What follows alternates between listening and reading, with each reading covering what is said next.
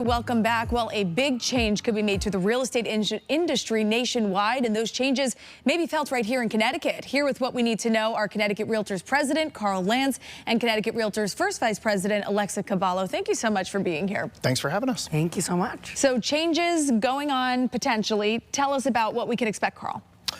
Biggest thing that you're probably going to see is that clarity in commission structures.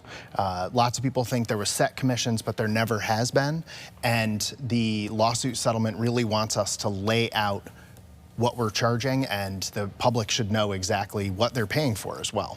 Okay, so obviously this is a nationwide change, but there could be implications here in Connecticut. Alexa, could you tell us how? Absolutely. So first off, commission has always been negotiable. There's never been any set fees or anything like that.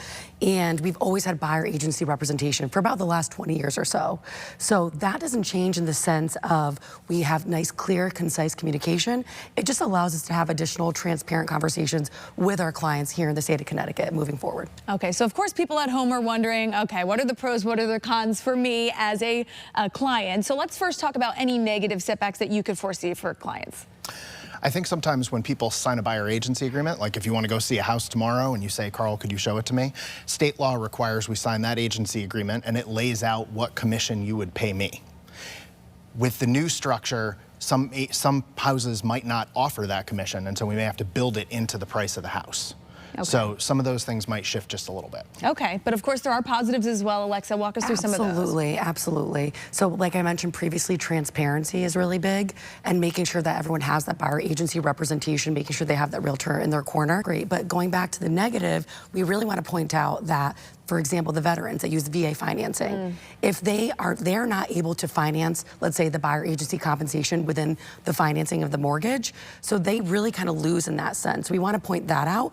And also first-time home buyers or first-generation buyers, they also may not be able to have that extra cash, right? So it takes a lot to save for a down payment and things like that. So for them to be able to come with additional compensation for their buyer agency representation may be a challenge. So we just want to urge people to understand that there is so much value in using a realtor and making sure that everyone has great representation in the biggest financial purchase of their life. Right. Important just to note the pros and cons and working with a realtor. Carl, let's dive a little bit deeper. Working with a realtor, how do they change the experience for a client? We navigate all of the possible pitfalls that can come up when you're purchasing or selling your home. There's so many things people just don't know that pop up. Do you know what radon is? No. Nope, probably not. So those are things that we know about. We know all about the neighborhoods in which we practice. We know the ins and outs of where the houses can be.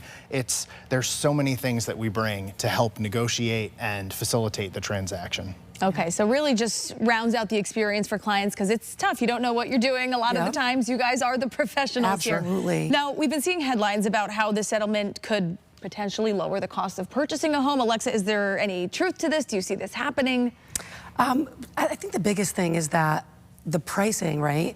So our nation in 2019, I believe, or 2018, the median sale price was about $250 in Connecticut, rather.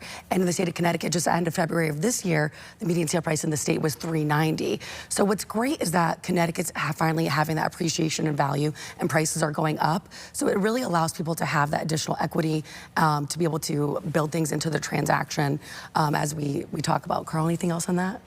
I was just going to say inventory is the problem right now. There's so few houses for sale, so great time to sell, tough time to buy. Okay, good to know. And very quickly, working with a Connecticut realtor, what's the best way for people watching today to move forward on that?